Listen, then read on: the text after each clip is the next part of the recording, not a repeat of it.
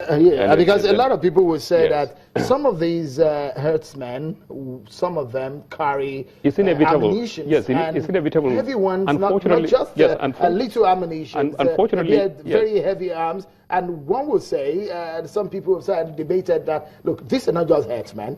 These are somewhat some insurgents of some sort. You see, the reality is that the cattle owners are very wealthy people. You know, they wouldn't like to see a situation where they disrupt their business or have crisis with the communities that they have been staying peacefully coexisting for a number of years. What is happening is that because of the criminal nature of the, that recession and all these economic difficulties, that a lot of criminals have gone into stealing cows. And so in trying to also protect their assets, during this kind of confusion, you find out that you don't know who are the ones that are, because they're not professionals to identify who are the criminals and who are the ones within the indigenous community and all that. So there are a lot of unfortunate things that are happening that will, so inevitably, because the criminals come with a heavy ammunition, to defend themselves, they also started buying ammunition, and also it's all breakdown of governments. Mr. Lehman, does it give you a political dilemma that there are talks about coup at this stage and time, and we've seen a reshuffling of the top hierarchy of the military in Nigeria? Are you concerned? We should be concerned very well, because it's a developing country, and anything happens. You even see situations like in Thailand, much more developed than Nigeria in terms of its democracy and all that kind. You still see the military once in a while making inroad. But we saw it in Cote d'Ivoire. There's some mutiny. That's a mutiny and all that kind of a thing. But you see, the fortunate thing is that within the topmost echelon of the government, this particular administration, you have harmony existing between the vice president, who is now the acting president, and the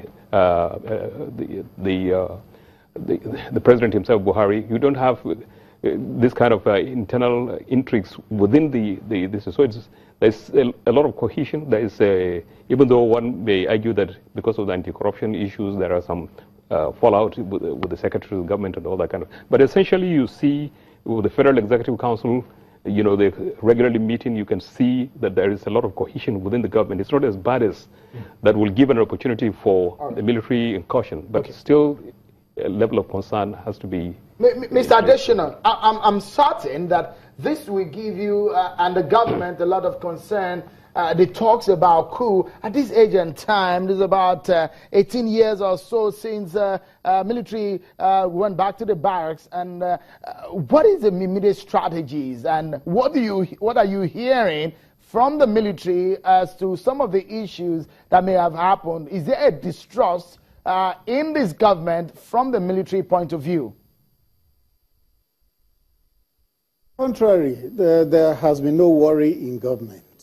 Because you said maybe the issue, the talk about coup has given a lot of concern to government. No, not true. Not true.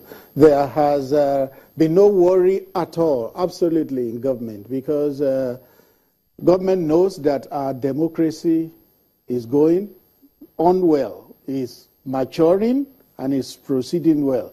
There will not be any justification to abort democracy at this time. Those who are in the military, they are Nigerians. They are patriotic people. They watch developments. They watch political events. And what will be the justification for truncating our democracy at this time? There is absolutely none. And I think the Defense Headquarters has come out to explain that what the Chief of Army Staff said did not tantamount to a plan. There was no plan for any coup. It was more of a routine warning, telling officers, don't hobnob with politicians, lest they begin to give you ideas that are not professional.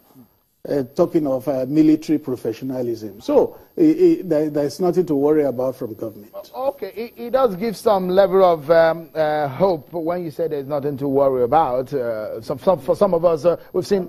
okay, go ahead, Prof. With all due respect to what Mr. Additional said, there can be no smoke without fire. It stands to reason that it must have been some interest groups that probably looked at it as an option.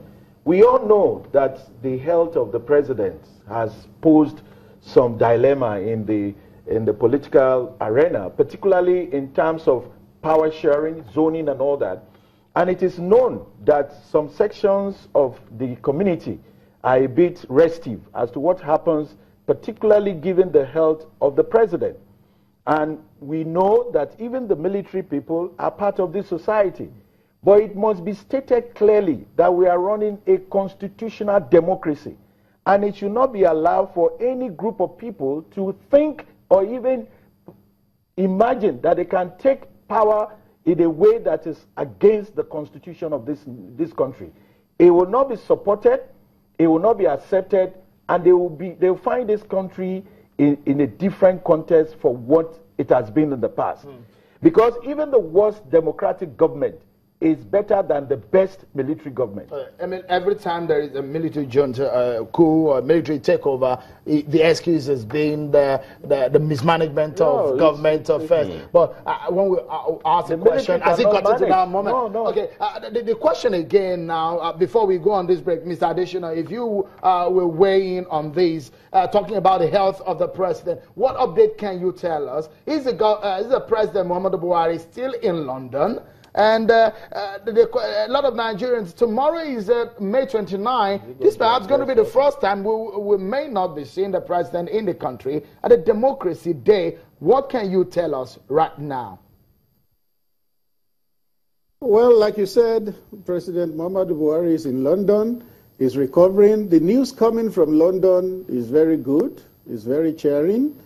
Before I came to this studio, I still spoke with one of the aides with him in London. He told me the president was doing very well. And other sources of information have also told us that the president was doing quite well. Tomorrow is Democracy Day. There is a government in place. You have an acting president. So whatever the president should do, the acting president can do and will do. Okay. That gives us another breather, of course, for us to take a break. And when we return, we tackle the issue of economy and some other issues that are bothering your mind. We still have some few minutes right there on the program on China's television. Stay with us.